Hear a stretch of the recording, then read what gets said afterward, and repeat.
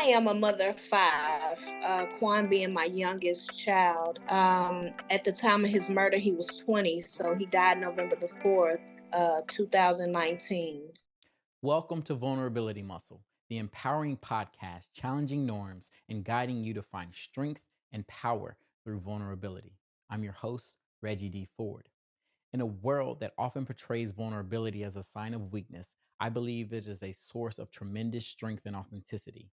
Through insightful conversations and thought provoking interviews, Vulnerability Muscle aims to redefine vulnerability and help listeners develop a new perspective on their own lives. Each episode of Vulnerability Muscle delves into a variety of topics such as mental health, social issues, and mindset shifts. We explore the power of vulnerability in healing, building resilience, and promoting personal growth, as well as fostering meaningful connections. This podcast provides practical tools and strategies to navigate life's challenges, overcome adversity, and create more inclusive and just environments for all people. Welcome, Antoinette Avant. How you doing? Hey, I'm doing good. How are you? I'm doing good, and I was trying to be proper and get your government name out there, but this is my auntie, y'all. Not the Auntie, government. yes, Auntie as, Tony. How you, as man? grandmama would say, your government. Don't get my government, baby. Don't get my government. Yes. Oh man, I am so honored to have you on the show and to have this conversation because I know it'll be a good one and I think it'll touch a lot of people in a lot of ways as we talk through grief. That's a big subject. Man, it's a really big subject for me. Yes, yes. And before we get into that though, I want to warm up a little bit with a couple rapid response questions. So you let me know the first thing that comes to mind, okay? Okay, go. What is one thing you do to relax when you're feeling stressed? One thing I do to relax is try to turn some music on. I love India Reese, so she's my safe space when I'm Mhm. just not feeling myself and I'm need to just be like, man. Mm. So I that's what I do to relax. I listen to India. I put my headphones in and I listen to different songs by her Mhm. because it helps me a lot. It helped me get through a lot of stuff. Okay. I love that. I think music is so powerful, so that's a good one. What comes to mind when you hear the word vulnerability? Wow, vulnerability is, whoo, that's a hard word for me. I guess because it's hard for me to really let my guard down. Mhm. I've been strong for so long, and it's one of those words that I shy away from because for women, vulnerability is dangerous Mm. because we allow a lot of things to happen to us because we're vulnerable, and a lot of women don't even understand that they're vulnerable, being in situations that they are. So that's really tough for me. Well, I always like to say to folks, if because this is the vulnerability muscle, if ever something that we discuss is too much or feels dangerous or threatening to you, I hope that you feel comfortable letting me know so we can get you to a safe space mentally and then getting back with the conversation or ending the conversation. So you just keep me up to date in whatever you're feeling and I'll respect that, okay? Oh, I definitely will. Thank you. I know you will. And what is one of your favorite childhood memories? One of my favorite childhood memories is meeting my dad's side of the family and knowing that I had another side. Um, that whole embrace from that family, meeting that family, and them loving on me and continuously loving on me. That's one of my favorite childhood memories. That's beautiful. That's beautiful. You just brought up some emotions for me, and I'm gonna share those a little bit later. But yeah, so special. And last, Yeah, if you could have a conversation with anybody, living or dead, who would it be and why? it would be my son Aquan. and it would be a conversation of maybe what could I have done? I know there's nothing I could have done. The conversation would probably be more of a I miss you type of thing. More of my thoughts, how I feel and what's going on with me and just different stuff like that, because we used to have, when they were little, I used to have talk time with them. And we would have, I worked a lot. I still work a lot. And I would put them all in the bed with me. Of course, I got 5 kids, so I would put them all in the bed with me. And we would just talk. It was our little time to have conversations. And and even as he got older, that was one thing that we did. We talked. And we would talk in depth. And, his friends would tease him because they would say, you always talking to your mama. And he would always say, so? Right. Yeah. Good. Good. I'm glad that he viewed it that way. Because that's special. That's a special time between y'all, all of y'all, but especially y'all too. Yeah, definitely. So the emotions that came up when you shared that, this is one that I'm excited to hop into because of just our relationship, but then the relationship that you have with people in my life. And so you can see over my shoulder that's a picture of your dad, a I graduate from know. graduation. And so Pops, that was my dude. That was my dude. Hey, if I And didn't know nothing else, I knew that. yes, yes. We was like so close. And so when we think about grief, I think about the grieving process around him, and as well as when my grandma, and but also you're connected to my dad as well as your stepbrother. And so Yeah. um I grieve that loss of a relationship that is still, he's still alive. And so I'm prepared. I've tried to prepare myself emotionally for this conversation as best I could. But I'm excited and ready to dive into it. So you want to tell us a little bit about you, and you brought up Quan, and he's no longer here. When you want to talk a little bit through that story. So I am a mother of 5, Quan being my youngest child. At the time of his murder, he was 20, so he died November the 4th, 2019. Um, Prior to that, 2 weeks before his passing, um, of course, I got a son that had sickle cell, and he had just had a transplant, a bone marrow stem cells transplant. So going back to November, 2 weeks before Quan had passed away, I just remember being in the shower, and I closed my eyes because I was so exhausted. Andre had got really sick after he had the transplant, and I was just so exhausted from always running and going and doing, and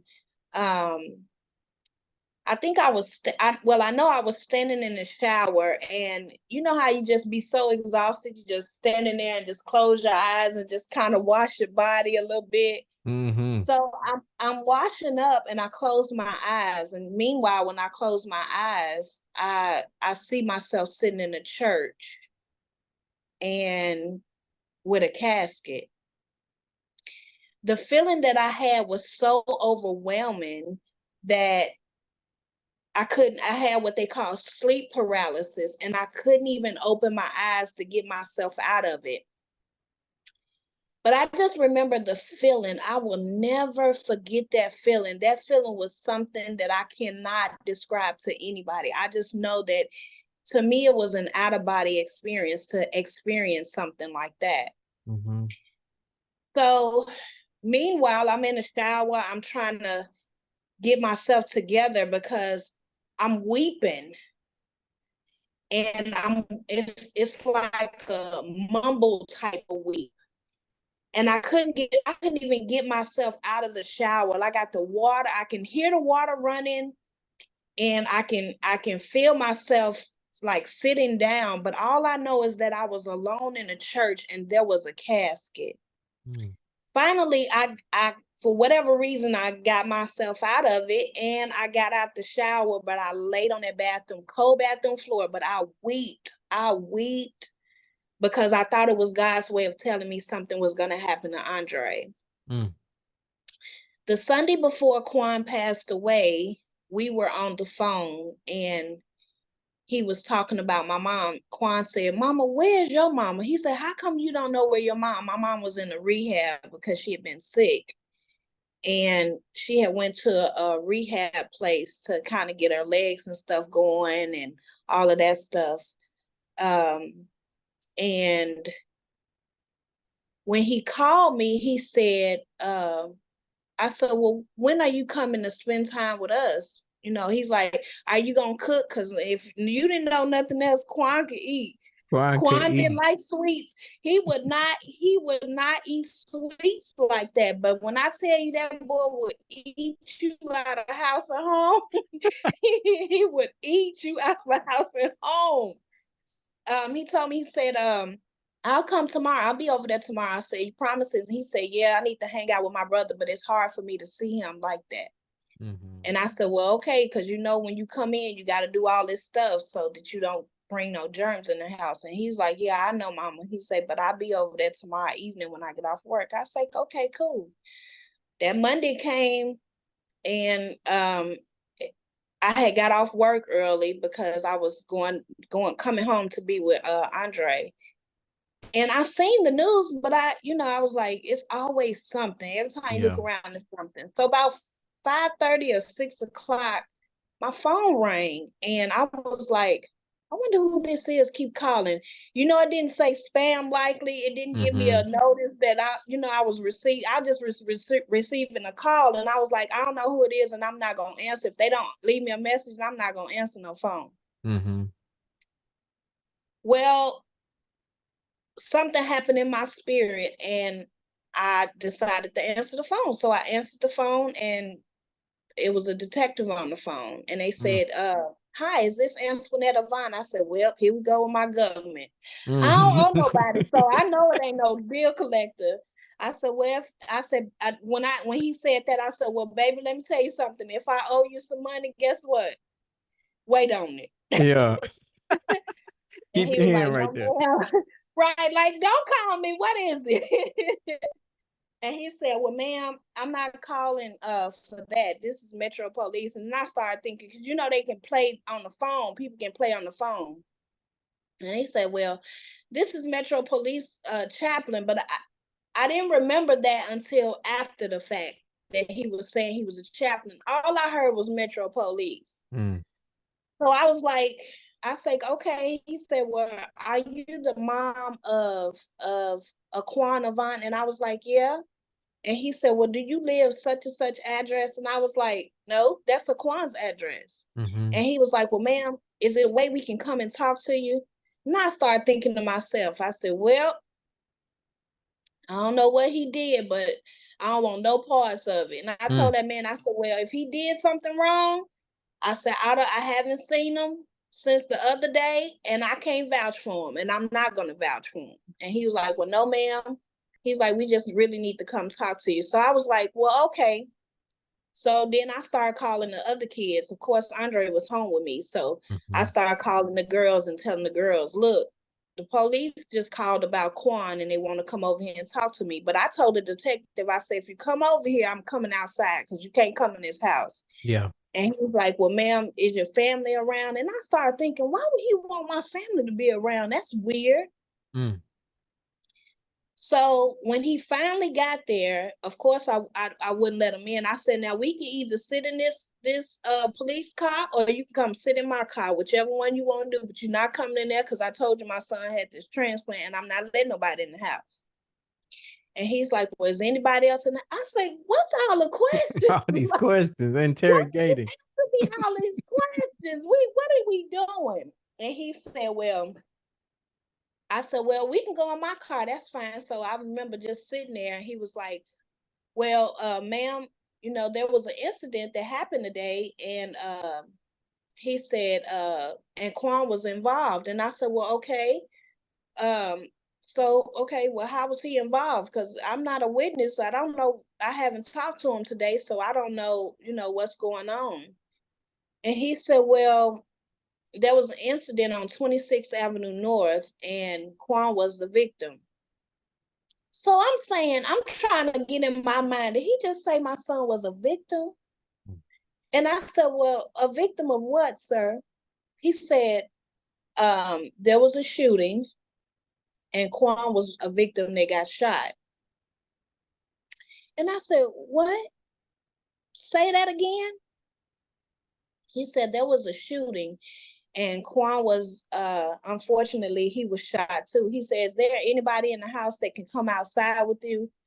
But I wasn't understanding what he was trying to say to me, because then I started having real bad anxiety, because I'm thinking to myself, something's happened to my child and I need whatever. I was about to pull off in the car with him in the car with me. Yeah, to go see Quan, to go look. Yeah, because Yeah.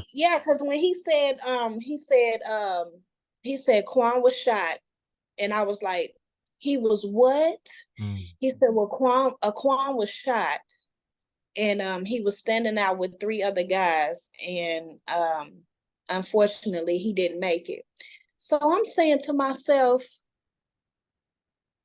is this man really sitting in this car telling me that somebody done killed my baby? Mm. Because I Had don't he believe he's mentioned that telling he me had this. been killed, and or Yeah. did he mention that at the time? Okay.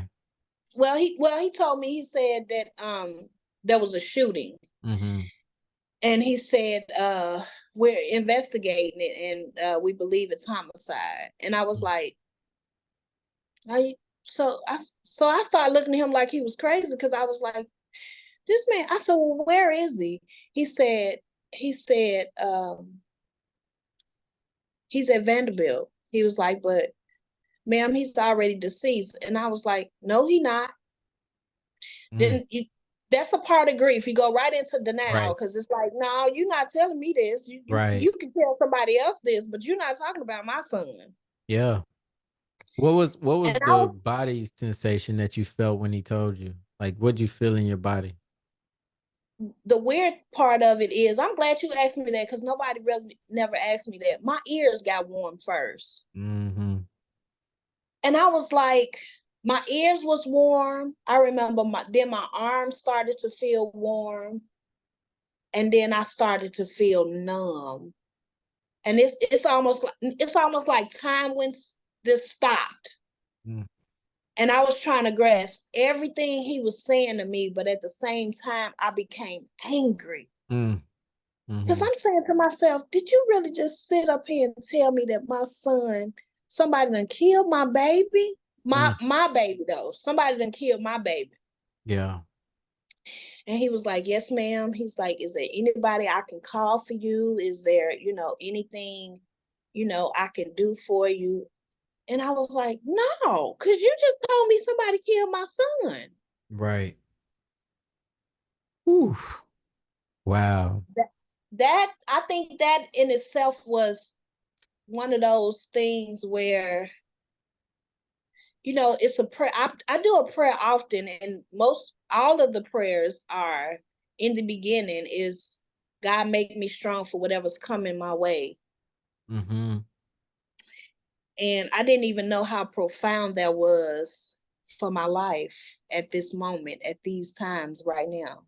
Mm. Yeah. Because for him to tell me that, I instantly got on the phone and I called Pooh first.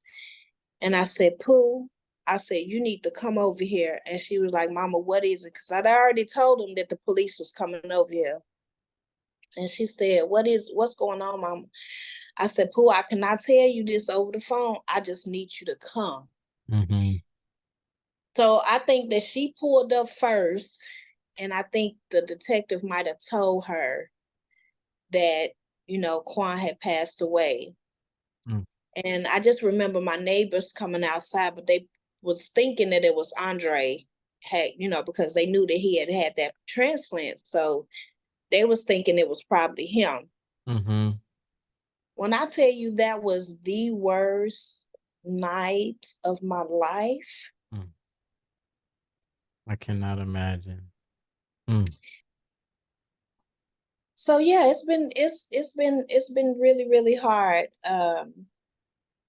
It's been Just difficult for sure. And I can't even, like, one, you were already in the midst of taking care of a sick child with sickle cell, and then to find out that your baby, your youngest, is no longer here. I cannot even imagine it. So like I just want to, one, just extend, and I mean, this is my cousin too, so like extend my condolences to you as you continue to grieve. And that was one thing, like when we talked about doing this episode, was talking about the grief process. And you mentioned kind of the early stages of grief, right? Denial, followed mhm. by anger, right? So it's no, Yeah. it's not the truth. And then you get angry. And then the next step in is bargaining. Do you recall a period in time where you started to bargain, where you started to ask, I'm gonna trade my life, or can we take this back? Or how did you see that playing a role in your grief process?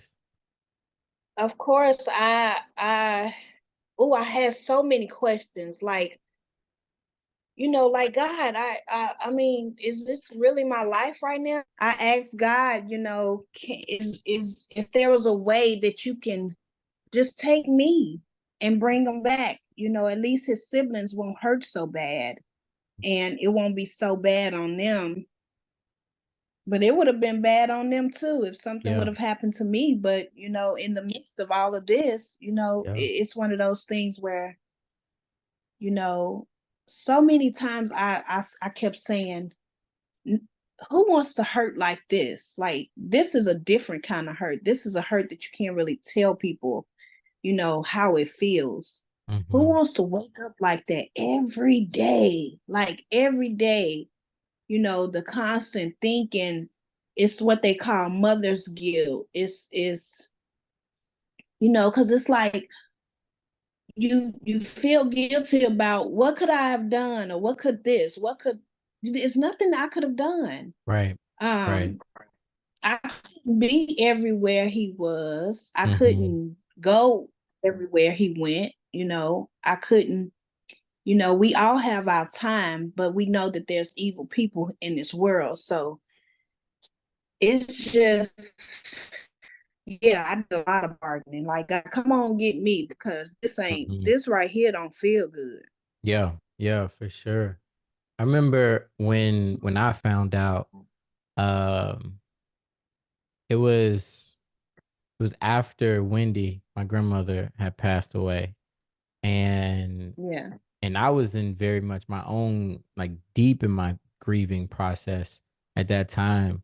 And I remember me and my granddad came to see you, and just sitting there and feeling like this level of shock around it all. Just like you said, like, this ain't real. This can't be real.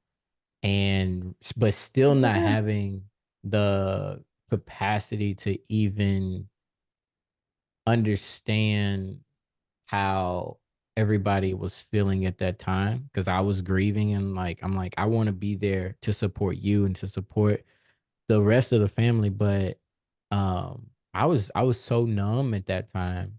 And it hurt Yeah. so much because Quan was such a great young man. And And he loved you. such a great young He man. I remember loved you.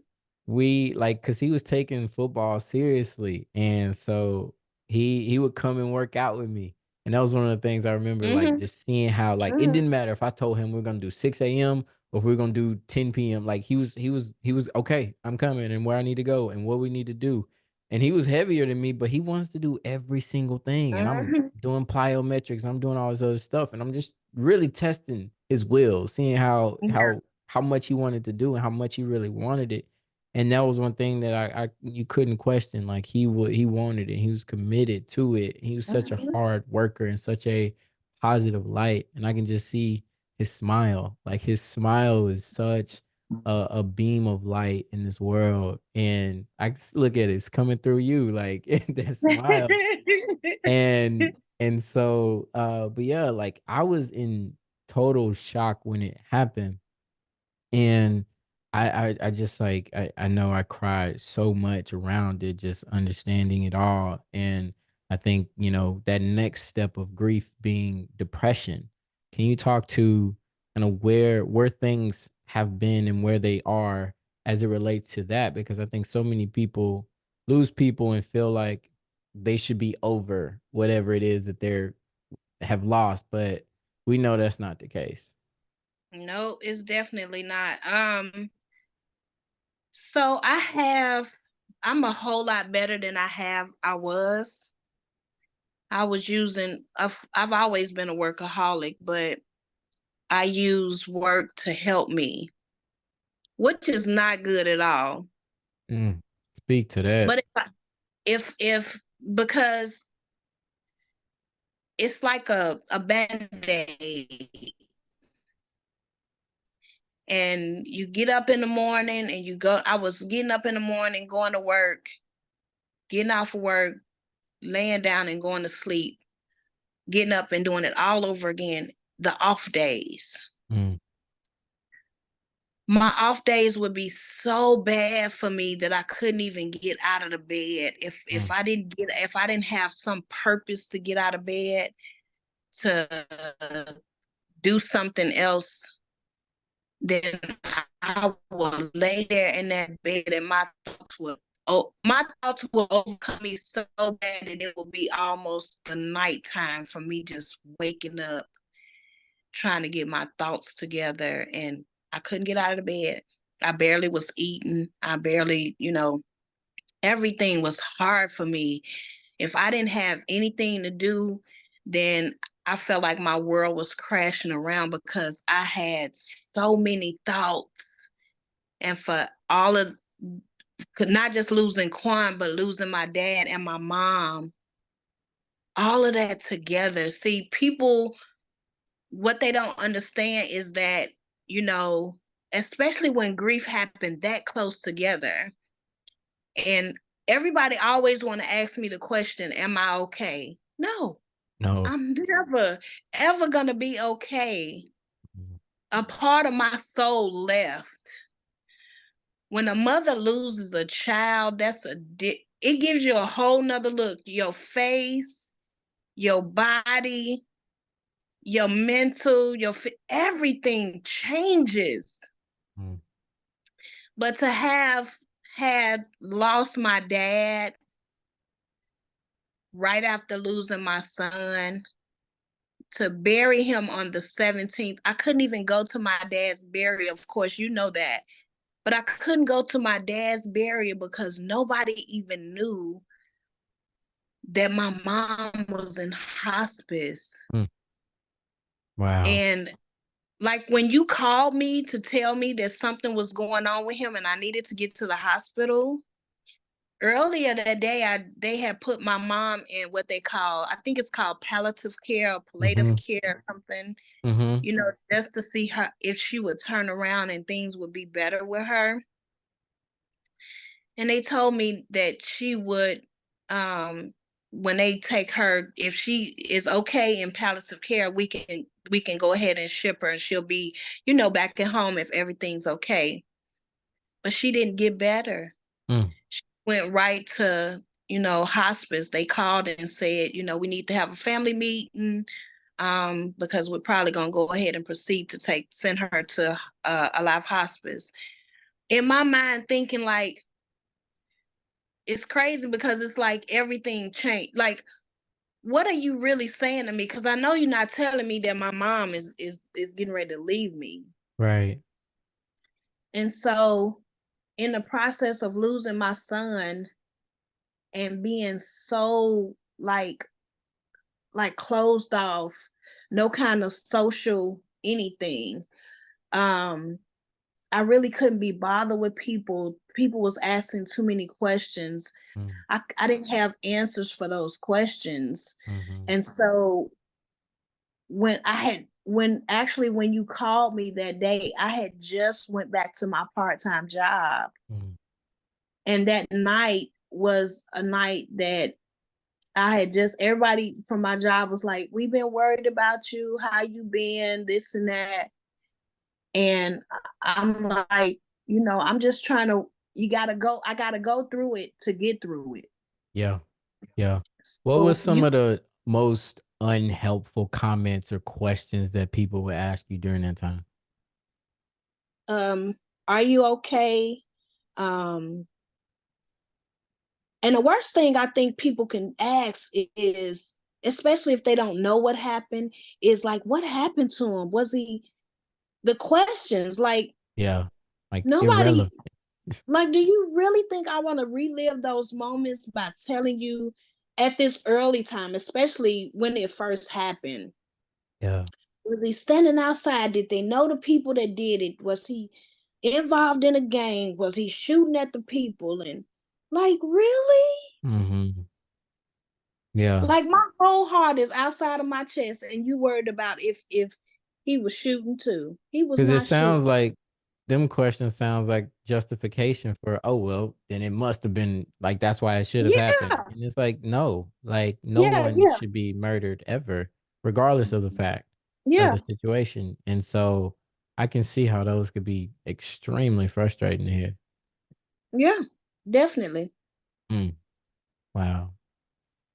When you think about losing, so son, dad, and then mom, so close back to back, like in rapid succession, what advice would you give to people going through something like that? Because I feel like deaths come in those trios or come like rapidly like that, and it's hard to deal with the grief of one loss, let alone the many.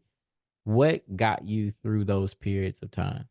My other children and just my family, like, understanding and either giving me that time or coming to just check on me. Not really asking me questions, just holding on to me. Oh, that make me want to cry. You can cry. That's I okay. know. That's okay. Um, just holding on to me and saying, I'm here. But my children, they looked at me as being strong, this really strong person, but I was fighting Mhm. because I knew if I quit, I was gonna give up. Mm. And I think a lot of people know that I withdraw a lot because it's hard for me to be around people. Um, when Quan and my dad and my mom died, something happened with my spirit and opened my spirit up. And when I say it's hard for me to be around people, it's because I can feel their spirit, their energy. Weird things happen to me since this has happened. Just the whole concept of people just reaching out, just saying, hey, I'm just, want to know if you're okay. And but mostly my children and my family, my close family got me through it. Mm. Yeah. That's that the community that is around you definitely can pull you through some of those things. I relate when you say like it's hard to be around people. I think that is one of those acts of avoidance that we have in order to not feel that connection, that spirit that you felt, because it brings up some of that pain that you feel Mm-hmm. that's attached to those loved ones as well. Mm-hmm. Um, Tell me on how is Dre doing with his sickle cell through that entire process? How is he doing, and how did what happened to Quan, your dad, and your mom affect how you were showing up for him during that period of time? Uh, Andre is doing amazing. Of course, he had a bone marrow stem cell transplant. Who gave him her stem cells? So he is doing amazing with this 4-year-old daughter that he has, which is such a diva. Me watching him go through everything that he's been through, from having sickle cell, and Quan and Andre was so close. Like, you would have thought that they was twins born different. Mm. Watching Andre and Quan grow up and be together, and then watching Andre grieve his brother, because the last thing that they was talking about was a boys trip, and they was gonna go to Vegas because Andre would have turned 25 and Quan would have turned 21.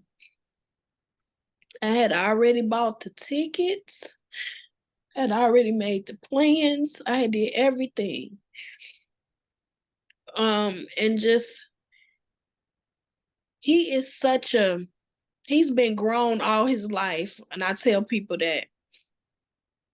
But Andre is another source of strength that is so profound. Like, I can talk about him all day, but watching him go through sickle cell, then almost losing his life from a transplant, to lose his brother, to lose his grandfather, and to lose his grandmother.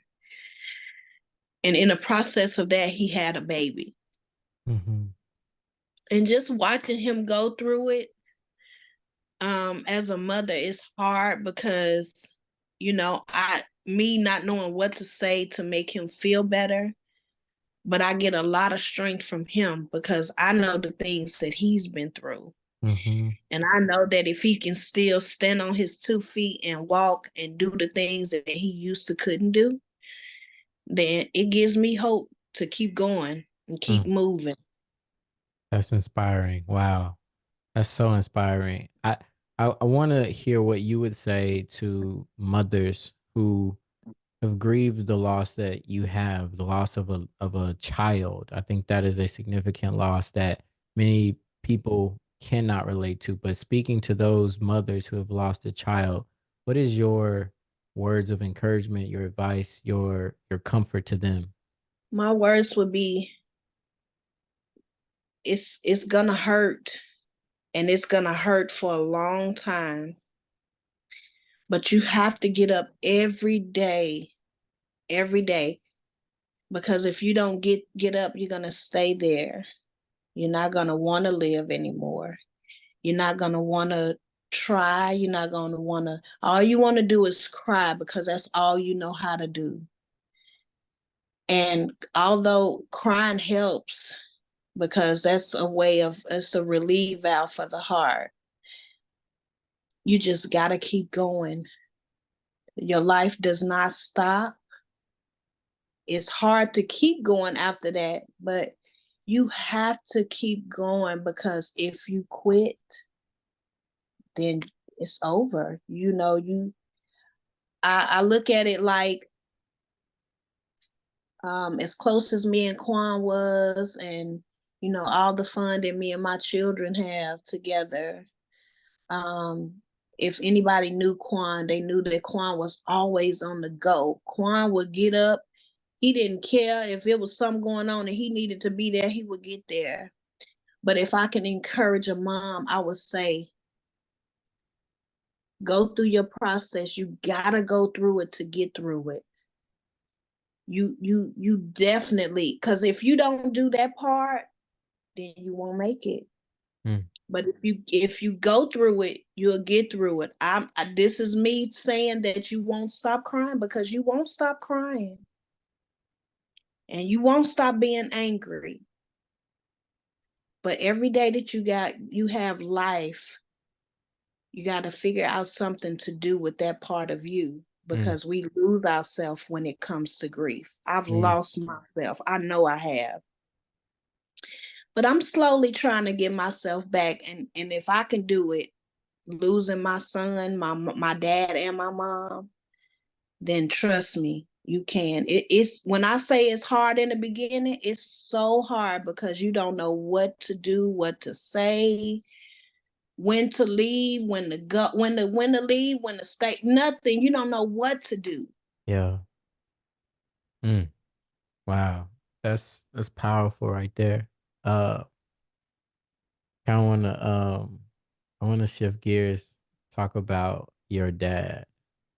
Okay. Because your dad was the greatest man that I've ever known. The absolute best man in my life. And when I think about, what my life would have been like without his presence in it, I see darkness and me being lost and not knowing which way is up. And so Mhm. uh I'm super grateful for his presence in my life. But I want to talk to because that's not the same story for everybody, but I want to talk to your relationship with him. How was your relationship with him as a child, as a young adult, as the person you are, and how did that evolve over time? Well, the strange thing is that I didn't meet him till I was like 14. And I don't know if you even knew that. I don't think I But did. I was a teenager when I met him. So it made our relationship kind of strange because it was like we was trying to figure each other out. Mhm. I knew that he loved me, but I won't say I didn't have an emotional connection because I did have that. But I didn't have the bond that I thought I should have had with him, which caused us to have a really like different space with each other. But I know that if things was like if something happened in my life, like he did, he showed up. Um, and I just remember him, how he was with all the kids at Mickey House, and you know, um, he was a quiet man. You know that, of Mhm. course. Mhm. So it was hard for him to communicate with me because, of course, I'm a girl. I'm wild. It's like what, what? But just remembering, like when I first found out I was pregnant, and he was like, "What you gonna do now, girl?" Girl. And I'm like, I'm gonna be a mother, and that's all I know how to do. Mhm. And you know, just him, if I needed him, he would be there, and he would get mad at me because I never would ask for anything. Like he was like, "Why you don't ask for nothing?" Mm. And I'm like, "Well, I've been independent all my life. I didn't have a choice." Yeah. So, I wasn't interested in what he could give me. I just wanted his love and needed his love. And Mhm. of course, he was a hard worker too. And that's where I get it from because I worked like my dad worked. Mhm. And I mean, I just remember how he would come in over on Mickey House and be like, "Where's all the kids at?" He love the kids. And oh my God.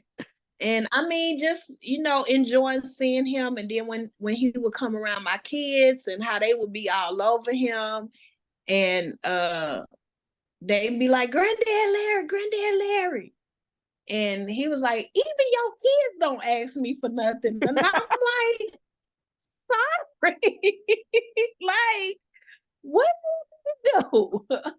Oh, that's funny. He was like, "You got your kids just like you. You don't ask me for nothing." I said, "Well, that's how my kids are." And Yeah. I'm sorry.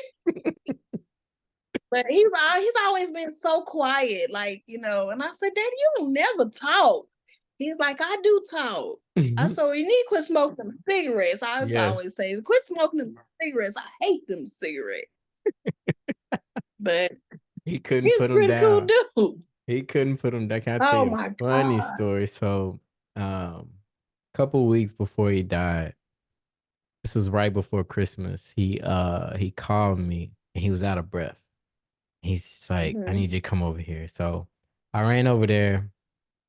Um, No, actually, it's not a couple weeks, a couple days. I ran over Mhm. there and I have a key to the door. I get in the door and he's on the ground and he's not in a good space. And I'm on the Mhm. phone with 911, called the ambulance. And while he's laying there, he has a Mhm. pack of cigarettes that he knows he's not supposed to be smoking. And he's like, "Can you do me a favor?" And he's shivering and shaking on the ground. He's like, "Can you flush them down the toilet for me?" I'm just like, you knew damn well you shouldn't have been smoking all this time, but he wasn't gonna stop. And so I just like, I mean, like we knew cigarettes were a terrible thing and it didn't it, definitely had an impact on his health, but that man knew what he wanted and he wasn't gonna let nobody tell him otherwise. Oh man, you wasn't gonna tell him what to do because he was not. No, Uh-uh. no, he was No. not. He was not gonna stop smoking them cigarettes. I'm like, Dad, you gotta quit smoking, dude. They done told you. You He's know, like, yeah, I know.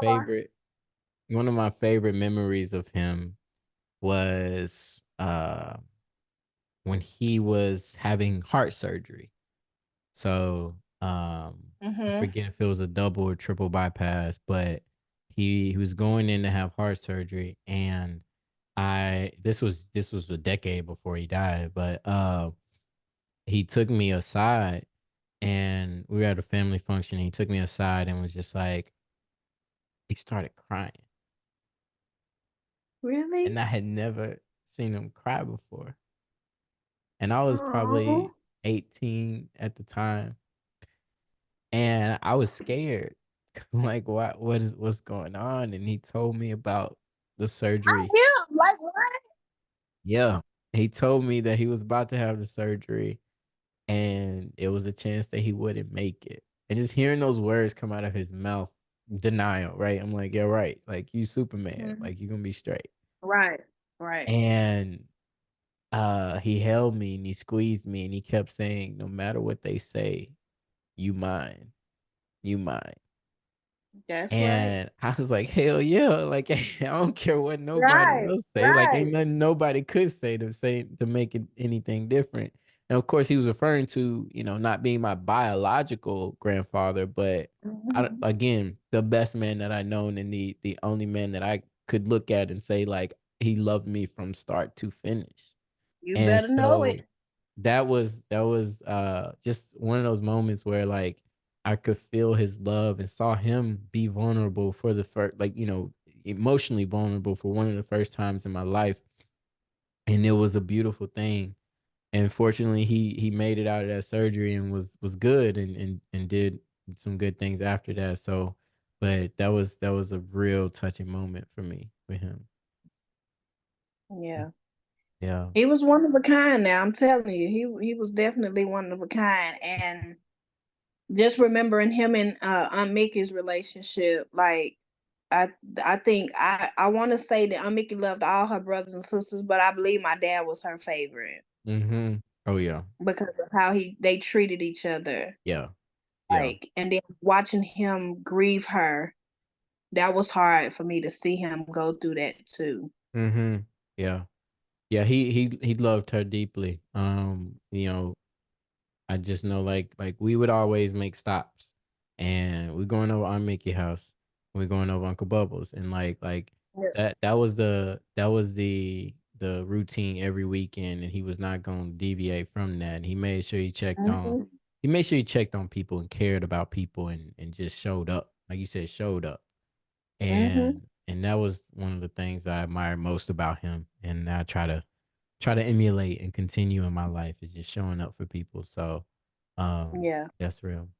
I got a question for you. So, you know, you say the grief that you experienced like right as it was happening, the questions and all of that was just so much. And one can look at you now and say, "Oh, you smiling, you laughing, but there are also tears right now." What is Mhm. your thought about, the timeline for grief? Is there a timeline? Is there not? How do you think No about that? timeline. People always want to put a time on, like, darn, he been gone for 4 years. Man, he been gone for 5 years. He gone 7 years. Girl, you still crying? Yes. I'm gonna keep crying. Mm. Mm-hmm. Absolutely. That's one I'm of those definitely things. crying. Grief. I had this described to me in a grief counseling session of like grief is like this ball and you put it in a jar. And Mm-hmm. what I guess we expect or hope to happen is that that ball shrinks until it eventually disappears. But the truth Mm-hmm. is that ball doesn't shrink. It's just that jar gets bigger around it. And so we become the jar where we grow, like you said, in order to get through, you got to go through it. And so we got to grow around the grief so that the jar gets bigger, the ball stays the same, but we have more capacity to hold that grief that we are experiencing and have experienced. But I agree with you. I don't think it ever goes away. I think it's a roller coaster of emotions for at least for me, I'm saying for a lifetime because that's what it feels like, and it may be that way for the people that I grieve, and not just the people, but the things and the ideas and concepts of what could be or could have been. Grieve those as well, and it's one of Yep. those things that I feel like is a lifetime journey. There's no timeline on it, because you can be all right, and then 2 seconds later, you just break down and start crying. Mm, Um, I had a dream about Quan, probably uh it was probably a year or so after he had passed away. I dreamed that he was sitting on my couch and he had told me, he said, Mama, he said, I need you to tell Nisha about this song. Nisha was his girlfriend at the time.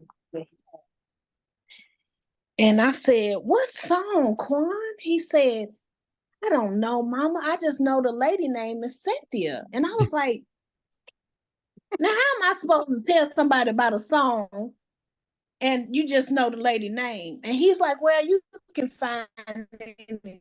You can find it. So I finally went back to work or whatever. And in my dream, he told me, he said, Mama, he said, Nisha, I can hear Nisha. And I feel like she wants somebody, to be there for her. And I just want her to know that I'm here, but she can't hear me, but I can hear her. And I was like, well, okay, well, I don't know how I'm gonna find this song, but okay. The next morning I got up and was like, wow, that was a weird dream. I got up, went to work, and I turned on YouTube because I was, of course, listening to India.Arie. I was listening to India.Arie's song, He Heals Me. And right up under her song, there was a lady named Cynthia Erivo. mm, The song was from a soundtrack, Beyond the Lights, called Fly Before You Fall. Or, yeah, Fly Before You Fall. In those lyrics, she said, I see the way that you look at me when you hear my name. I see my pictures all in the frame. Um, it's in the moments when you're left all alone and it hits you from out of nowhere. I break as I hear you, loud as a bomb, wanting a shoulder to cry on. I hear you. mm. Nephew, Wow. I had to leave work because when I say that song tore, it still I can listen to it right now and it tears me up. Mm, And from time to time, I go back and I listen to it because I'm thinking about the words that he said. I hear you. I know that you want somebody to be there, and I'm there and I'm holding on to you, but you don't know it. mm. And I was Wow. like, wow. Wow. That's powerful. That's powerful. Yep. I'm gonna ask you one more question before I do. I this quote that I found is so powerful and I just wanted to read it. So anybody out there grieving, whatever it is that you're grieving, this is by Earl Grolman. It says grief is not a disorder, a disease, or a sign of weakness. It is an emotional, physical, and spiritual necessity, the price you pay for love. The only cure for grief is to grieve. And so, like you said, you gotta grieve. You gotta feel those feelings. You gotta cry. I love what you said about it's a release valve for the heart. Crying and It is. tears are a release valve. That's so beautiful. And yeah, that's the price we pay for loving people, for loving Mhm. things and loving animals and loving the world and loving our life as it is or was. And so the question I wanna leave you with is, what are you living for today, Auntie? The strange thing is that I have grandchildren now, and in my own way, I feel like I haven't been able to really enjoy them. And part of that is me grieving. Grief come with you pushing people away from you because I'm so afraid to get close to somebody or something. That I'm not my best. And if I can't show up for them as my best, then I don't want to do it. Not saying that I don't want to be a grandmother.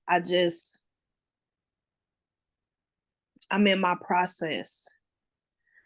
So I'm trying to get mentally together so that when it's time for me to just really get in there as a grandparent, I'll be able to do it. But right now I can't do it. Mhm.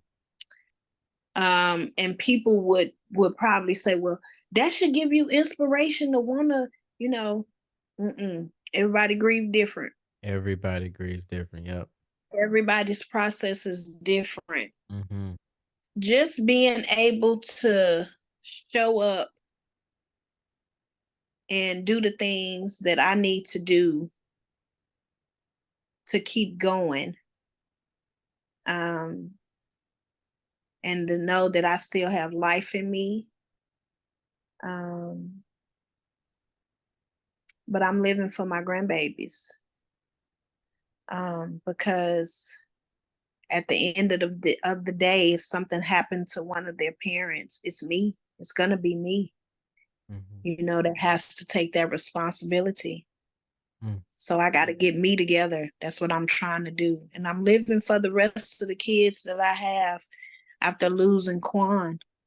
Um, I'm living to be free, Mm. free from this pain will never go away. But I want to get out of the, oh, this happened to me, and I'm not a victim. Yeah, it happened to me. Um, but I got a story to tell. Yeah. It happened to me because I know there's going to be people out there that's going to see me and say, how in the world did you lose your son? And then, so when we buried dad on the 17th, I was with my mom while y'all was at the burial. And I just remember kissing her on her cheek. She had stopped eating, and they told me that that was the final stages. She had stopped eating, and I remember kissing her on the cheek, and I said, "Mama, I love you," and she couldn't really talk anymore, and she mumbled, "I love you too." Mm. And I said, "I'll see you in the morning. I'm gonna come and spend a day up here with you." They told me that she would probably swell up real bad. I didn't see the swelling, because the swelling wasn't on the outside, it was on the inside. Her kidneys had shut down. Mm. And so I said, well, I'll see you in the morning, Mama. And when morning came, it was about 7:30, and they had called me and told me, and she had taken her last breath, and that was it. Mm. And I have so much grief from that, because I'm like, I'm one person, and all of this that I've been through, it's like she was there and she was by herself. So I harbor so much guilt from that. And every day I fight, because I say that's how she wanted to go, because she knew I was her biggest thing was she couldn't help me because I had lost my baby. And I'm an only child, so she couldn't really be there for me like she wanted to be. But she didn't want me to see her go. And so I fight between that, because I said it was my job to be there, and I couldn't be there. So I deal with that. That's a part of grief and guilt that I harbor because I wasn't there. Mm-hmm. Mm. So I just get up every day, nephew. It's the hardest thing in the world to do. But I get up every day believing that it's going to be a good day. Because if I don't, I'm going to break. Mm. And my kids think I'm superwoman. And I would love to think that about myself. And the only thing that I do is I get up and I try every day. And that's been working for me. Mm-hmm. Yeah. That's all I got. Wow. You have superpowers for sure. But even Superwoman needs breaks, needs help, and needs space for healing. And I hope that you continue to surround yourself with the people and the resources that you need to continue your process of healing. Is there anything that you need from anyone or anything in this world to help you in any aspect of your life? We could think of a million things, but I just wish that young people would think about the effect, because they're trying to prove a point to everybody else, but everybody loses in these situations. When you take a life, you lose your life too. Mm, Even mm, though I haven't got justice for Quan, there's no telling what the person that killed him and the boys that was standing out there with him is going through. mm-hmm, But when you take a person's life, you take away a mother's heart. You take away a mother's life. You take away your life, your family's life. You take away the siblings of the person whose life you took, because nothing is the same. And you have to live with this hurt every day, because you decided that whatever anger you had, whatever you felt for the person that you killed, that you couldn't walk away and say it's not worth it. mm, So when these young people out here, they getting these guns and they selling them, or I just said that I was trying to get something together. That's what I would want. I would want them to either put something on the gun where even if you tore it apart, you wouldn't be able to fire that weapon. When people leave their guns in a car, they should be responsible, because that's like you murdered that person. mm, You left that gun in that car for somebody to get a hold to that gun and shoot and kill somebody. So yeah, you should be liable some kind of way. You either need to get your license taken away and you won't be able to carry a gun anymore, because this is irresponsible. mm-hmm. Yeah. It needs to Responsible happen. gun ownership is and make sense. Like all of it needs to be had for sure because it's senseless. We have so many senseless murders and so many senseless passings that could be avoided with um just better laws around it and better understanding and responsibility. So I hear you there. Mm. Yeah. How is your heart right now? My heart is on the mend, I feel. Mm-hmm. Um, it will forever be broken, but I do different things to help my heart. I pour into other people. Um, and then I do little things for myself. I don't have a lot of time, but when I do things for myself, I feel good about it. Mm-hmm. And What are that's some of part those of what things? I do. I like to go get massages. I love to go to massage, give me a massage.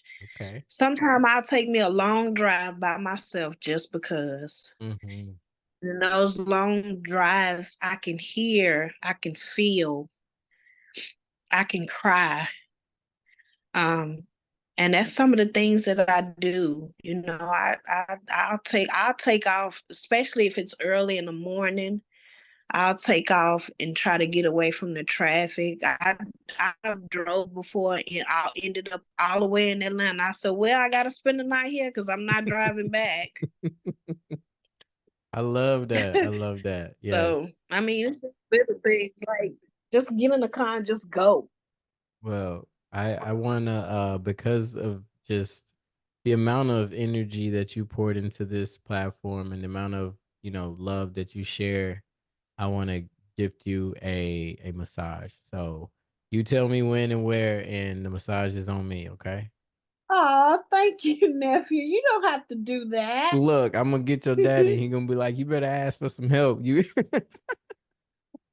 but yes, that That that sound is about right. That sound my about right. my gift to you because I want you to take care of yourself and I want you to have something to look forward to, okay? I appreciate that. Absolutely.